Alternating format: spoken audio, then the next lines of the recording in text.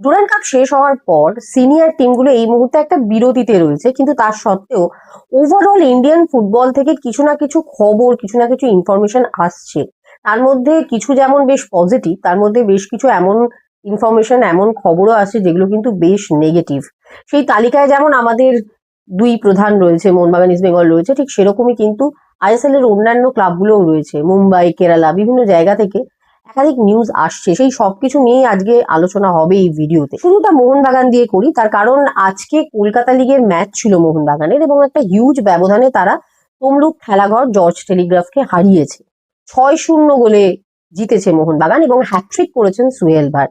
অবশ্যই ডুরান্ড কাপে 4-1 গোলে ডার্বি হারা এবং একই সঙ্গে খেতাব হাতছাড়া করার পরের এই ম্যাচটা একটু হলেও সেই ক্ষতে মোহনবাগানের প্রলেপ দেবে। যদিও ফুটবলারদের এখান থেকে কতটা আত্মবিশ্বাস দিতে পারবে সেটা নিয়ে প্রশ্ন রয়েছে। তার একটা বড় কারণ হচ্ছে সমস্ত সিনিয়র প্লেয়াররা তো এই ম্যাচটা মোহনবাগানের খেলেনি, তবে বেশ কিছু সিনিয়র প্লেয়ার কিন্তু ছিল। সোহেল ভাট যেমন ছিলেন, তেমন কিয়ান গিরিনাসিরি, অ্যালেক্স সাজি, এরকম বেশ কিছু সিনিয়র ফুটবলারকেও কিন্তু ঘুরিয়ে ফিরিয়ে এই ম্যাচে খেলানো হয়েছে এবং আপাতত হয়তো হবেও, কারণ তাদের ফিটনেসের অভাব নিয়ে ভীষণভাবে প্রশ্ন উঠেছে। এবং এই ম্যাচের পর কোচ প্যানাজিওটিস দিলিম্পেরেসের সঙ্গে আলোচনায় বসেছিল মোহনবাগান সুপার জায়ান্ট ম্যানেজমেন্ট। কোথায় সমস্যা হয়েছে, কি ইস্যু, অবভিয়াসলি জানতেই চাইবে, কারণ এই ধরনের হার শুধুমাত্র হার নয়, একটা প্রেস্টিজ ইস্যুও বটে। তো সেখান থেকে তিনি ডেফিনেটলি জানিয়েছেন যে হ্যাঁ, ফিটনেসের অভাব প্লেয়ারদের রয়েছে, এবং আমরা জানি ফিটনেসের অভাব ওভারকাম করতে গেলে সবার আগে দরকার ম্যাচ প্র্যাকটিস।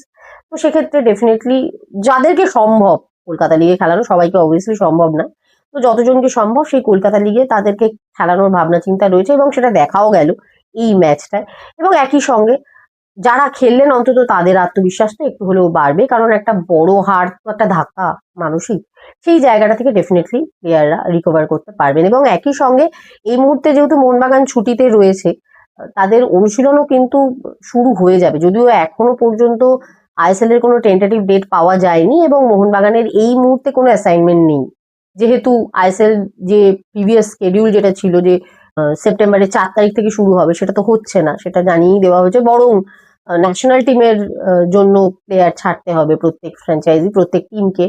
তো সেক্ষেত্রে এখন বরং ক্লাব ফুটবল এই মুহূর্তে মোহনবাগানের কোনো অ্যাসাইনমেন্ট নেই, কিন্তু তার সত্ত্বেও তারা অনুশীলন খুব তাড়াতাড়ি শুরু করে দেবে যেটুকু জানা যাচ্ছে। তার একটা বড় কারণ এই ফিটনেসের অভাবটাকে কাটানো। এবং একই সঙ্গে কিন্তু মোহনবাগানে আরো একজন বিদেশিকে নিয়ে যে কথা হচ্ছিল, যে নতুন কোচের পছন্দ অনুযায়ী একজন স্ট্রাইকারকে আনা হবে, তো সেই কথা মতো কিন্তু একটা নতুন নামও এই মুহূর্তে ভীষণভাবে শোনা যাচ্ছে। স্কটিশ ফরওয়ার্ড লি এরউইন, এই স্ট্রাইকারের সাথে মোহনবাগানের কথা হচ্ছে যেটা শোনা যাচ্ছে। এর আগে চেন্নাইয়ের সাথেও তার কথা হচ্ছিল, যদিও এখনো পর্যন্ত কিন্তু কোনো পেপার ওয়ার্কস হয়নি এখনো যা জানা যাচ্ছে। কাজেই এখনই আসা বা না আসা এটা নিয়ে কোনো কথা বলার জায়গা নেই, বাট এই ফুটবলারটির সঙ্গে মোহনবাগান সুপার জায়ান্টের কথা চলছে বলে জানা গেছে। যদিও এর থেকেও বেশি চিন্তার বিষয় এই মুহূর্তে দিলিম্পেরেসের জন্য, যে যারা রয়েছে তাদেরকে কি করে ফিট করা যায় এবং তাদেরকে কি করে ব্যালেন্স করা যায়, অর্থাৎ তাদের মধ্যে বোঝাপড়া কি করে তৈরি করা যায়। এই বোঝাপড়ার অভাবটাও কিন্তু ডুরান্ড কাপের ফাইনালে ভীষণভাবে চোখে পড়েছে। তো নিশ্চয়ই সেই জায়গাটা নিয়ে ভাববেন মোহনবাগান কোচ, বাট আপাতত ছুটিতে রয়েছে, ছুটি কাটিয়ে খুব তাড়াতাড়ি অনুশীলনে নামার কথা। আইএসএল এই মুহূর্তে শুরু না হলেও তার আগে আর একটা টুর্নামেন্ট হবার প্রবাবিলিটিসও কিন্তু তৈরি হয়েছে, আর সেটা হচ্ছে আইএফএ শিল্ড। গত বছরও আমরা দেখেছিলাম দীর্ঘদিন পর আইএফএ শিল্ডে সমস্ত সিনিয়র টিমগুলো খেলেছিল এবং সেটা সাকসেস পেয়েছিল যথেষ্ট, সেটা নিয়ে আলোচনা হয়েছিল। এবং সেই উদ্দেশ্যটা এবারেও আইএফএ রয়েছে, যেটুকু জানা যাচ্ছে যে তারা আলোচনা করছে যে যদি এই অক্টোবরে যেহেতু আইএসএল শুরু হবে, তার আগে যে সময়টা রয়েছে সেই শর্ট পিরিয়ডের মধ্যে যদি আইএফএ শিল্ডটা করে নেওয়া যায়, এবং সেই আইএফএ শিল্ডে মোহনবাগান, ইস্ট বেঙ্গল এবং আরো যে সমস্ত টিম আসবে সিনিয়র টিম নিয়ে, যাতে সেই আইএফএ শিল্ডটা খেলানো যায়। কারণ অবভিয়াসলি সিনিয়র টিম খেললে একটা টুর্নামেন্টের গুরুত্ব অনেক বেশি বেড়ে যায়, যেটা গত বছর আমরা দেখেছিলাম, এবং সেটার জন্য কিন্তু একটা চেষ্টাও করা হচ্ছে আইএফএ এর পক্ষ থেকে, যেটা শুনলাম।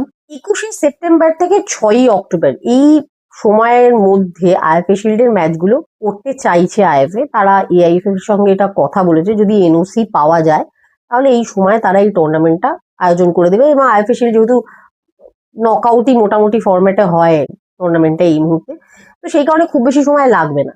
সেই ভাবনা থেকেই এই যে টাইম পিরিয়ডটা রয়েছে, যে সময় পিছিয়ে যাওয়ার জন্য আইএসএলটা, কারণ জাতীয় দলের ফুটবলাররা খেলবেন, জাতীয় দলের যদি আমরা জানি যে এই সময় ব্রাজিলের সাথে ৩রা অক্টোবর একটা ম্যাচ রয়েছে, তার আগে বা পরে কেপ ভার্দের সাথে একটা ম্যাচ হওয়ার কথা, এবং এই দুটো ম্যাচের আগে খালিদ জামিল একটা বিদেশি টিমের সাথে প্র্যাকটিস ম্যাচও খেলতে চেয়েছে। তো লাইনড আপ আছে, জাতীয় শিবিরের জন্য বেশ কিছু অ্যাসাইনমেন্ট এই মুহূর্তে রয়েছে, বেশ কিছু কাজ রয়েছে।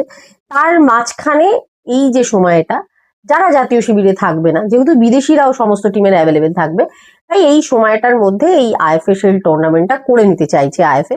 দেখা যাক সেটা আলটিমেটলি হয় কিনা বা সেটার এনওসি পাওয়া যায় কিনা, সেদিকে ডেফিনেটলি চোখ থাকবে। ঐতিহাসিক আইএফএ শিল্ড, এবং সবসময় এটার একটা আলাদা গুরুত্ব ছিল, এবং গত বছর এটা খুব সাকসেসফুলি হয়েছিল। দেখা যাক সেটা হয় কিনা, বাট হতে পারে, এই মুহূর্তে এটুকুই বলা যায়। কলকাতার পাশাপাশি যেটা আগেই বললাম, যে ভারতের অন্যান্য ফ্র্যাঞ্চাইজিদের থেকেও কিন্তু বেশ কিছু গুরুত্বপূর্ণ তথ্য এসেছে, নেগেটিভ পজিটিভ মিলিয়ে। পজিটিভটাই আগে বলি, যেটা এই মুহূর্তে খুব আলোচনা হচ্ছে, খুব বেশি প্রকাশ্যে আসেনি, যে অনেকদিন থেকেই আমরা দেখছি যে মোটামুটি টিম তৈরি করতে শুরু করেছে বাকি ফ্র্যাঞ্চাইজিরা, কিন্তু কেরালা ব্লাস্টার্স নিয়ে একটু চুপচাপ সবকিছু। কেরালা ব্লাস্টার্স যে একটা ফ্যান বেস ক্লাব, তাদের দল বদল নিয়ে আমরা তেমন কোনো ইনফরমেশন পাইনি, বরং সেখান থেকে প্লেয়ার ছাড়ার খবর পাওয়া গেছে, নতুন প্লেয়ার আসার খবর পাওয়া যায়নি। এবং এটাও শোনা গেছিল যে তাদের ইনভেস্টার বা তাদের মালিকানা চেঞ্জ হতে পারে, ইনভেস্টার বলা ভুল হবে এখানে, মালিকানা চেঞ্জ হতে পারে। এবং সেই মতোই যেটা শোনা যাচ্ছে যে সম্ভবত কেরালা ব্লাস্টার্সে কোনো বিদেশি লোক নিয়ে আসতে চলেছে, এরকম একটা ইঙ্গিত পাওয়া গেছে, স্পষ্ট কিছু জানা যায়নি।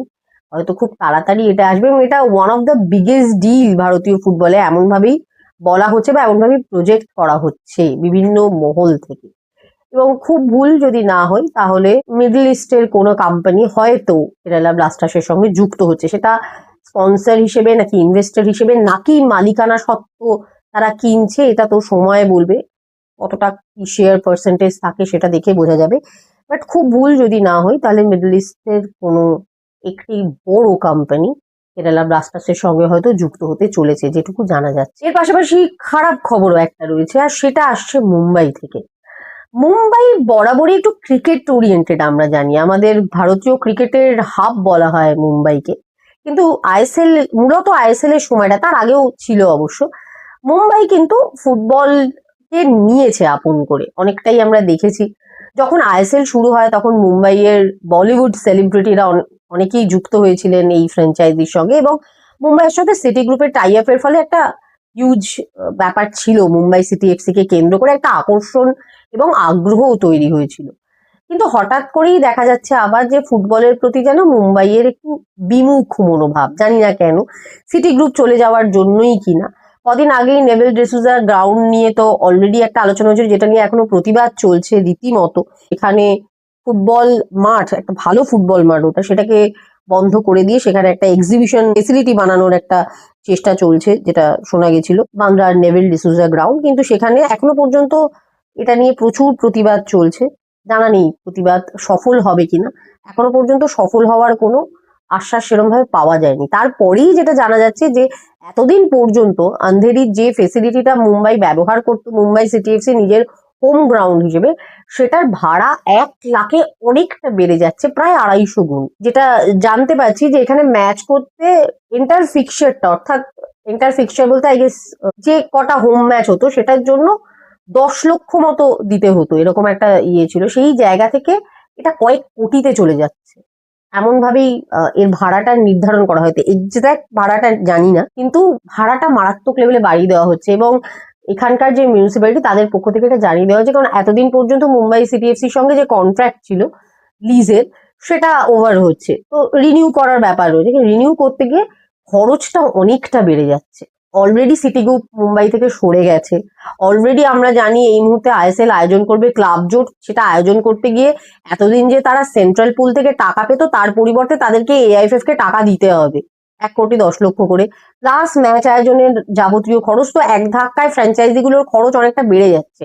তার পাশাপাশি এবার যদি ম্যাচ আয়োজনের খরচে আবার এটা বেড়ে যায়, কারণ গ্রাউন্ড বেসিক জায়গা, তো সেটা যদি বেড়ে যায়, তো সেক্ষেত্রে মুম্বাইয়ের জন্য এটা একটা হিউজ ইনক্রিজ কস্টিং এ, সেটা ভয়ঙ্কর হয়ে যেতে পারে। তো যেটুকু জানতে পারছি যে যদি এই প্রবলেমটা সর্ট আউট না হয়, এআইএফএফ এর ডেফিনেটলি এখানে ভূমিকা নেওয়া উচিত, কারণ তারা পেরেন্ট বডি, এবং পেরেন্ট বডির কাজই তো তাই, যে এই প্রোটেকশন গুলো দেওয়া এবং কনভিন্স করা রাজ্য সরকার বা কেন্দ্রীয় সরকারকে। তো সেইটা জানি না এআইএফএফ এর পক্ষ থেকে কোনো পদক্ষেপ নেওয়া হবে কিনা, কারণ এআইএফএফ এর উপর ভরসা আর খুব একটা কোনো ফ্র্যাঞ্চাইজি বা ফুটবল প্রেমীরা ভারতের করে বলে আমার মনে হয় না। অন্তত আমার হিসেব বলে ভরসা করার জায়গা খুব একটা নেই, যদিও করা উচিত। তার কারণ যে সরকার চলছে মহারাষ্ট্রে, তাতে তাদেরকে কনভিন্স করার জায়গা ডেফিনেটলি এআইএফএফ প্রেসিডেন্ট কল্যাণ চৌবে থাকা উচিত, কারণ তারা একই পলিটিক্যাল পার্টি বিলং করে বা অ্যালায়েন্স বিলং করে বলা ভালো। তো সেক্ষেত্রে এটা করা উচিত, জানি না সেটা হবে কি হবে না। কিন্তু এখনো পর্যন্ত যদি এটা না হয়, তাহলে হয়তো এই ভেন্যুটা ছেড়ে অন্য কোনো ভেন্যুতে শিফট হতে পারে মুম্বাই, এবং সেই ভেন্যুটা মুম্বাই না হয়ে অন্য কোনো রাজ্যেও হতে পারে। জানা নেই সেটা কি হবে, হলে সত্যি খুব খারাপ, কারণ ফিনান্সিয়াল ক্যাপিটাল মুম্বাই আমাদের দেশের, এবং অতীতে ফুটবলের বিশাল কিছু লেগেসি হয়তো না থাকলেও বিভিন্ন সময় আই লিগে বিভিন্ন টিম আমরা মুম্বাই থেকে দেখেছি। মহিন্দ্রা হোক, এয়ার ইন্ডিয়া হোক, একাধিক টিম কিন্তু খেলেছে, মানে পার্টিসিপেশন থেকেছে মুম্বাইয়ের ভারতীয় ফুটবলে। এখন যদি সেটাই না থাকে, সেটা খুব আনফর্চুনেট ব্যাপার হবে। দেখা যাক কি হয়, কিন্তু এটা খুব একটা ভালো খবর নয়। এবং এই খবরটা থেকে একটা কথা তো স্পষ্ট, যে ভারতীয় ফুটবল তথা আইএসএল খুব একটা ভালো নেই, ভালো জায়গায় নেই, এবং এখান থেকে ভবিষ্যৎ খুব একটা দেখা যাচ্ছে না। এবার আসি ইস্ট বেঙ্গল প্রসঙ্গে। ইস্ট বেঙ্গলে এই মুহূর্তে অবশ্যই ডুরান্ট জয়, এত বছর পর 22 বছর পর ডুরান্ট জয়ের আনন্দ তো ডেফিনেটলি রয়েছে। তার রেশ এখনো নিঃসন্দেহে চলছে, এবং এই ডুরান্ট কাপ চ্যাম্পিয়ন হওয়ার পরদিনই লিটারেলি একজন নতুন বিদেশির নামও কিন্তু ইস্ট বেঙ্গলের পক্ষ থেকে ঘোষণা করা হয়েছে নাচোর পরিবর্তন হিসেবে, ক্রোয়েশিয়ান ফুটবলার ডিয়েগো জিভুলিচ। এবং তিনি খুব তাড়াতাড়ি দলের সঙ্গে অনুশীলনে যোগ দেবেন। In fact East Bengal next week থেকে অনুশীলন শুরু করে দেবে। তাদের এএফসির ম্যাচ রয়েছে, এসিএল 2 এর ম্যাচ রয়েছে, তো তাদের খুব বেশি দিন রেস্ট নেওয়ার অবকাশ নেই, এবং এটা এক্সপেক্টেড যে ভিসার কাজও চলছে এই নতুন ফুটবলারের, তো খুব তাড়াতাড়ি তিনিও এসিএল 2 এর প্রস্তুতি চলাকালীনই দলের সাথে যোগ দিয়ে দেবেন। এই ব্যাপারে আশাবাদী ইস্ট বেঙ্গল কর্তৃপক্ষ। ইফিয়ংকে নিয়ে যেহেতু প্রশ্ন রয়েছে, ইফিয়ং এর ভিসার যাবতীয় প্রোটোকল হয়ে গেছে, কিন্তু নাইজেরিয়ান অ্যাম্বাসি, মানে স্পেশালি নাইজেরিয়ানদের ভারতে ভিসা দিতে গেলে এই মুহূর্তে প্রায় 35 থেকে 40 দিন ওয়েট করতে হয় ইন্টারভিউ এর পরে। ভিসার জন্য যে ইন্টারভিউ হয় তারপর সেই পিরিয়ডটা না কাটলে ভিসা পাচ্ছেন না ইফিয়ং, যে কারণে তিনি আসতে পারছেন না। অনেক চেষ্টা হয়েছিল ডুরান্ট ফাইনালের আগে আনার, কিন্তু আনা যায়নি। বাট আপাতত যেটা এক্সপেকটেশন, যে এসিএল 2 এর প্রস্তুতি চলাকালীন হয়তো তিনি চলে আসবেন, সব ঠিকঠাক থাকলে হয়তো সোমবার, বা সোমবার না হলেও 1-2 দিনের মধ্যে ইফিয়ং চলে আসবেন এবং দলের সঙ্গে অনুশীলনে যোগ দিয়ে দিতে পারবেন।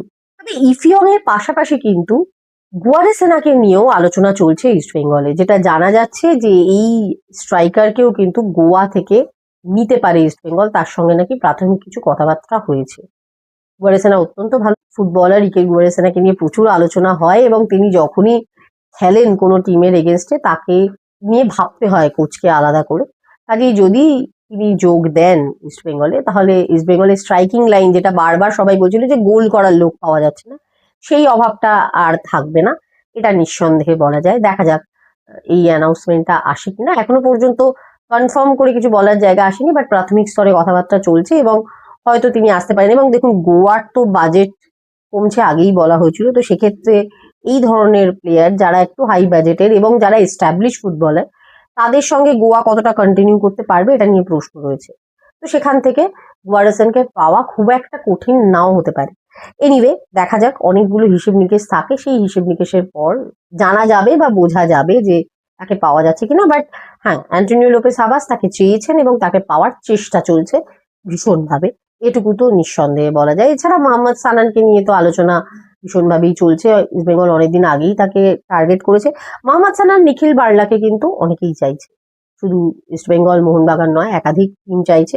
এনিওয়ে, দেখা যাক তারাই বা কোথায় যান, কারণ চার্চিলে এই দুই ফুটবলার মনে হয় না যাবে। চার্চিলে যাওয়ার আগ্রহ তাদের নেই। এটা নিয়ে আগের দিনও আমরা কথা বলেছিলাম, সেদিকেও ডেফিনেটলি আমাদের প্রত্যেকেরই নজর থাকবে। আজকের ভিডিও এই পর্যন্তই, এখানেই শেষ করছি। ভালো লেগে থাকলে লাইক করুন, শেয়ার করুন এবং অবভিয়াসলি কমেন্ট করে আপনাদের মতামত আমাদেরকে জানান।